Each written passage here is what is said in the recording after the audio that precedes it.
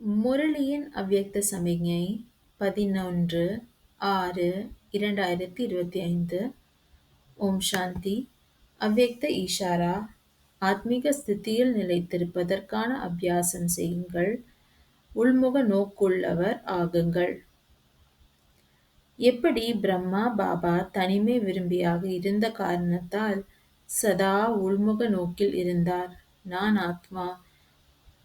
ஆத்மா இந்த பாடத்தை பக்கா ஆக்கினார். இதன் காரணத்தால் தாமும் சதா சக்தி மற்றும் சுகத்தின் கடலில் மூழ்கியிருந்தார் மற்றும் பிற ஆத்மாக்களையும் கூட தமது சுத்த சங்கல்பம் மற்றும் வைப்ரேஷன் மூலம், உள்ளுணர்வு மற்றும் பேச்சு மூலம், தொடர்பு மூலம் சாந்தியின் மற்றும் சுகத்தின் அனுபூதி செய்வித்துக் கொண்டே இருந்தார். அதுபோல தந்தையை பின்பற்றுங்கள்.